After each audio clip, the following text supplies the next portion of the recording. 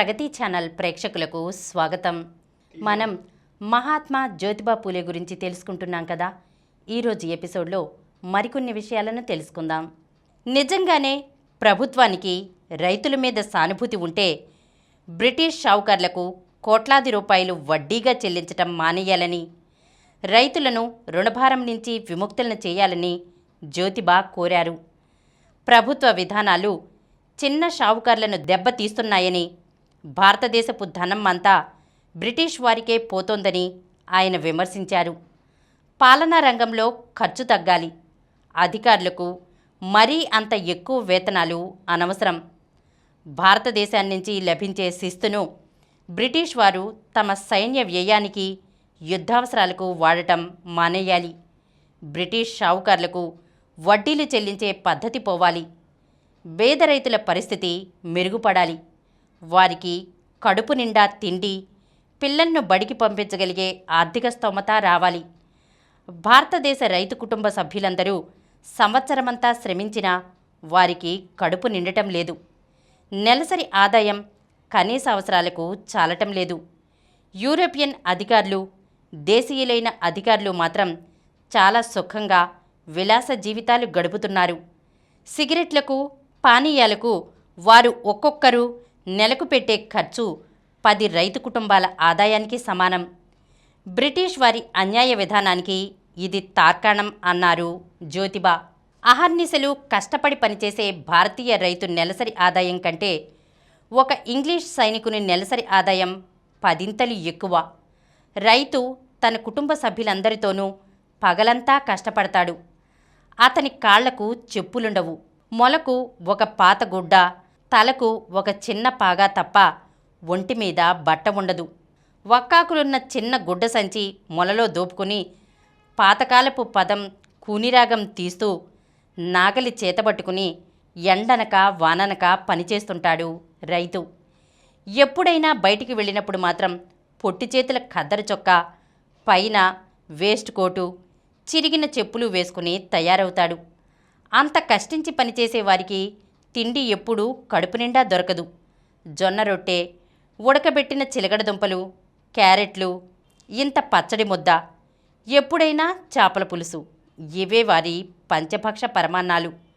వస్త్రధారణ విషయంలోనూ, ఆహార విషయంలోనూ వీరి పరిస్థితి బ్రిటిష్ సైనికుల స్థితితో పోల్చి చూసినప్పుడు జ్యోతిబాకి ఎంతో విచారం కలిగేది. ఇక వారి వారి జీవన పరిస్థితులు, ఆరోగ్యకరమైన వాతావరణం ఇవన్నీ ఆలోచించి చూస్తే వారికి వీరికి హస్తిమ శకాంతరం ఉండేది. తడితడిగా జిగటగా అంటుకుంటూ పేడకంపు కొడుతుండే నేల, మురికినీళ్ల నిల్వ వాసన, పాతకాలపు పాత సామాగ్రి, ఒక మూల పాత గాదె, ఇది రైతుల ఇల్లు. ఇక అతిశూద్రుల ఇళ్ల సంగతి చెప్పనే అక్కర్లేదు. బ్రిటిష్ రాజకీయవేత్త, ఆర్థిక వ్యవహారాల్లో మేధావి అయిన హెన్రీ ఫాసెట్ బ్రిటన్ ప్రధానమంత్రి డబ్ల్యూఈ గ్లాడ్స్టన్తో వచ్చి 2 వారాల పాటు అతిశూద్రుల ఇళ్లలో ఉండి అప్పుడు మాట్లాడాలి వారి పరిస్థితుల గురించి. వచ్చిన మరుక్షణమే వారు పరిగెత్తుకుపోవటం ఖాయం అన్నారు జ్యోతిబా. ఇతర మతంలాగా ఇక్కడ హిందువులందరికీ ఒకే మతగ్రంథం ఉండకపోవటం వల్ల ఈ సమస్యలన్నీ వచ్చాయి. క్రైస్తవులకు బైబిల్లాగా, మహమ్మదీలకు ఖురాన్లాగా అందరికీ పఠనీయమైన మతగ్రంథం ఒకటి హిందువులకు ఉండాలి. శూద్రులకు అసలు మతమంటే ఏమిటో తెలియదు. అజ్ఞానంలో ఉండిపోయిన వీరు బ్రాహ్మణులు ఏది చేస్తే అది నమ్ముతారు. రాతి విగ్రహాలను, ఆవులను, పాములను, చెట్లను, పంచభూతాలను, దెయ్యాలను నమ్మి పూజిస్తున్నారు. బ్రాహ్మణులు కాళ్ళు ముంచి ఇచ్చిన మురికి నీటిని పవిత్రమైన పాదోదకంగా స్వీకరిస్తున్నారు. ప్రభుత్వమే వీరి ఈ అజ్ఞానాన్ని దూరం చెయ్యాలి. రైతుల పిల్లలకు ఉచితంగా చదువు నేర్పాలి. ప్రస్తుతం గ్రామాలలో ఉన్న ఇంగ్లీష్ పాఠశాలలు మూసివేయాలి. శూద్రులలో నుంచే ఉపాధ్యాయులను ఎంపిక చేసి వారికి తగిన శిక్షణ ఇవ్వాలి. రైతుల పిల్లలకు ప్రత్యేకంగా వసతి గృహాలు తెరవాలి. ఒక వయసు వరకు వారికి చదువు నిర్బంధం చేయాలి. శూద్రుల నుంచి కొత్తగా తయారైన ఉపాధ్యాయులే వీరికి బోధించాలి. విద్యార్థులకు పలకలు, పుస్తకాలు, దుస్తులు ప్రభుత్వమే సరఫరా చేయాలి. రైతుల పిల్లలకు చదువు చెప్పటంలో బ్రాహ్మణ ఉపాధ్యాయులు శ్రద్ధ చూపటం లేదు. వారికి ఆసక్తి లేదు. వారికి అది ఇష్టం కూడా లేదు అన్నారు. వృత్తి పనివారుల పిల్లలు, కార్మికుల పిల్లలను గురించి మాత్రమే కాకుండా నేరస్థ జాతులను గురించి కూడా జ్యోతిబా ఆలోచించారు. వృత్తి పనులు నేర్పే పాఠశాలలు ఎక్కువ సంఖ్యలో తెరవాలి. పిల్లలకు వృత్తి పనులలో శిక్షణ ఇవ్వాలి. అలాగైతే కింది కులాలకు చెందిన వారి పిల్లలు నేరాలకు, చెడు నడవడికి అలవాటు పడకుండా ఉంటారు. తమకు ఆసక్తి ఉన్న శాఖలో పనులు నేర్చుకుంటారు. యూరప్, అమెరికా దేశాల్లోని కార్మికుల వలనే ఈ పద్ధతి భారతదేశంలో కూడా ఎందరికో ఉపయోగపడుతుంది. తల్లిదండ్రులు తమ పిల్లల్ని తప్పనిసరిగా పాఠశాలలకు పంపే ఏర్పాట్లు మాత్రం జరగాలి అన్నారు.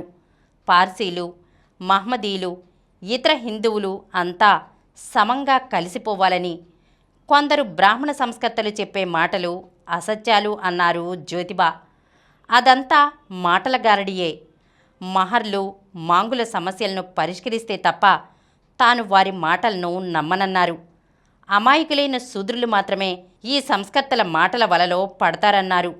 స్వదేశీయుల అభివృద్ధిలో డాక్టర్ బెంజమిన్ ఫ్రాంక్లిన్, థామస్లు చేసిన కృషిని ఆయన శ్లాఘించారు. భారతదేశంలో రాజులు గాని, బ్రాహ్మణ పాలకులు గాని శూద్రుల గురించి, అతిశూద్రుల గురించి పట్టించుకోలేదు. వారి సమస్యలు గమనించలేదు. అది సహజమే. కానీ బ్రాహ్మణేతరులైన పాలకులు కూడా వీరిని పట్టించుకోకపోవటం శోచనీయం. వారు బ్రాహ్మణుల ప్రభావంలో పడిపోయారు. ఈరోజు మనం మహాత్మా జ్యోతిబా పూలేకు సంబంధించిన కొన్ని విషయాలను గురించి తెలుసుకున్నాం కదా. వచ్చే ఎపిసోడ్లో మరికొన్ని విషయాలతో కలుద్దాం. ఈ కార్యక్రమం మీకు ఎంతో నచ్చింది కదా. ఇటువంటి మరిన్ని వీడియోల కోసం అనతి కాలంలోనే 20 కోట్ల వ్యూస్ సాధించిన సమరం ఛానల్ సమర్పించు సమరం ప్రగతి ఛానల్కు సబ్స్క్రైబ్ చేయండి, లైక్ చేయండి, మీ ఫ్రెండ్స్కి షేర్ చేయండి. అలాగే ప్రక్కనున్న గంట సింబల్ని ప్రెస్ చేయడం మర్చిపోకండి.